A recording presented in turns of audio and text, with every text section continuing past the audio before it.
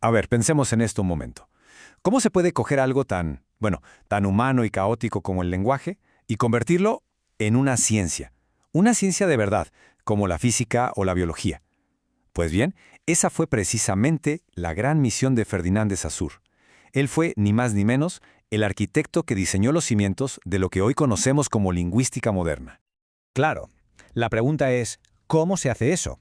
¿Por dónde se empieza para transformar el estudio del lenguaje, que es algo que se ha hecho durante siglos de mil maneras distintas, en una ciencia con todas las de la ley, con su rigor y sus métodos? Esta es justo la pregunta que movió todo el trabajo de Saussure. Bueno, para entender bien su propuesta hay que situarse en la época. Estamos hablando de Ferdinand de Saussure, un lingüista suizo de finales del XIX. Y él tenía una ambición enorme, casi una obsesión, conseguir que la lingüística fuera considerada una ciencia de verdad, porque para él, en ese momento, sencillamente no lo era.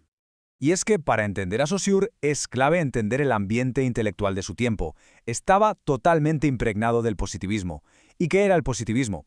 Pues básicamente una corriente filosófica que ponía en un pedestal a las ciencias duras como la física o la química. El lema era, si quieres ser una ciencia, necesitas un objeto de estudio claro, definido, que se pueda observar. Y Saussure miraba a la lingüística de su época y pensaba, ¿esto no lo tenemos? De hecho, él mismo lo dejó escrito con una claridad meridiana. La frase es suya. Los problemas fundamentales de la lingüística general todavía guardan una solución. O sea, lo que venía a decir es que, a pesar de que llevábamos siglos y siglos estudiando el lenguaje, la gran tarea, la de construir una auténtica ciencia del lenguaje, estaba todavía por hacer. Era una asignatura pendiente. Entonces, para entender la genialidad de su solución, primero tenemos que entender bien cuál era el problema que él veía. Y lo que hace Saussure de una forma muy sistemática es repasar toda la historia anterior de los estudios sobre el lenguaje. La organiza, de hecho, en 4 grandes etapas. Vale, pues este es el mapa que dibuja. El viaje empieza, como no, en la antigua Grecia, con lo que él llama la gramática, que básicamente se dedicaba a fijar reglas. Damos un salto de siglos y llegamos a la filología, que se centraba más en interpretar textos antiguos. Después, en el siglo XIX, aparece la gramática comparada, que buscaba encontrar familias entre lenguas. Y ya a finales del XIX, los neogramáticos, que era su propia escuela, ojo, y que introdujeron con mucha fuerza la perspectiva histórica. Pero, y aquí está el kit de la cuestión, para Saussure, todas, sin excepción, compartían un mismo fallo de base. Y aquí está la gran ruptura, la diferencia fundamental. Todo lo anterior tenía un enfoque que podemos llamar normativo, es decir, se basaba en la lógica para decidir qué estaba bien y qué estaba mal dicho. Actuaba como un juez que dicta sentencia. Lo que Saussure proponía era un cambio radical, un enfoque científico. Y eso significa no juzgar, sino describir. Observar lo que la gente dice de verdad, sin prejuicios, como si fuéramos biólogos mirando por un microscopio, para intentar entender el sistema que funciona por debajo. Y es justo en este punto donde la figura de Saussure se vuelve gigantesca, porque él no solo identifica el problema, esta falta de un objeto de estudio claro y de un enfoque descriptivo, sino que se pone manos a la obra para trazar un camino totalmente nuevo. La obra donde plasma todo esto es el famoso Curso de Lingüística General. Y ojo, porque la historia de este libro es fascinante. Para empezar, se publicó póstumamente en 1916, 3 años después de que Saussure muriera. Pero lo más curioso de todo es que él nunca lo escribió. Fueron 2 de sus estudiantes quienes, con una paciencia infinita, recopilaron todos los apuntes de sus clases en la universidad y reconstruyeron su pensamiento. Así que es literalmente la herencia de un profesor a través de sus alumnos. Bueno, pues vamos a meternos de lleno en su gran propuesta, porque en el curso Saussure no se queda en la crítica, va mucho más allá. Presenta un plan de acción, un auténtico manual de instrucciones para construir, ahora sí, la lingüística como una ciencia con todas las letras. El primer paso es dinamitar las fronteras de lo que se estudiaba hasta entonces. Para Saussure, la nueva lingüística tenía que abarcarlo todo, absolutamente todas las manifestaciones del lenguaje humano. Y esto, en su momento, fue una auténtica bomba, porque significaba que el lenguaje oral, el hablado, era tan importante o más que el escrito, que las lenguas de todos los pueblos merecían el mismo estudio que el latín o el griego.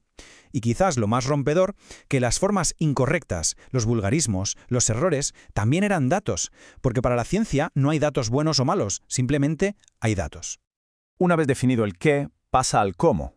Define una hoja de ruta con 3 grandes tareas para esta nueva ciencia. Tarea número 1. Describir, es decir, salir ahí fuera y documentarlo todo, crear gramáticas de todas las lenguas del mundo. Tarea 2. Explicar, No basta con describir. Hay que buscar los principios generales, las leyes universales que operan en todas las lenguas. Y la tercera tarea, que es fundamental, definirse a sí misma. La lingüística tenía que marcar su propio territorio y establecer su identidad científica.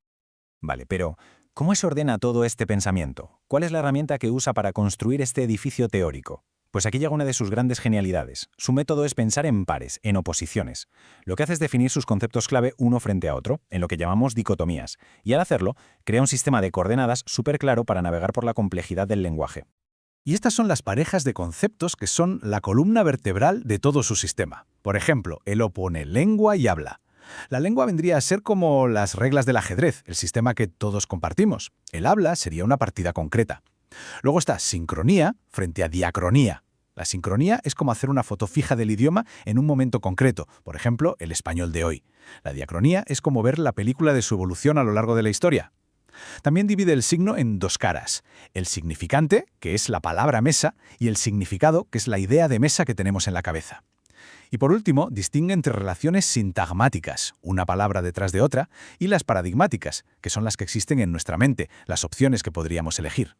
Todo su edificio se levanta sobre estos pilares. Al final, lo más importante que hay que entender sobre Saussure es esto. Su gran legado no son tanto las respuestas que dio, sino las preguntas que planteó, y sobre todo, la manera de abordarlas. Nos dejó una forma de pensar completamente nueva y sistemática. No solo nos dio un mapa del territorio, sino que nos enseñó a usar la brújula. En definitiva, Saussure puso los cimientos sobre los que se ha construido toda la lingüística moderna. Y la pregunta que queda flotando en el aire es fascinante. ¿De qué manera estas ideas, concebidas hace ya más de un siglo, siguen vivas y continúan moldeando no solo cómo entendemos el lenguaje, sino el mundo en el que vivimos hoy?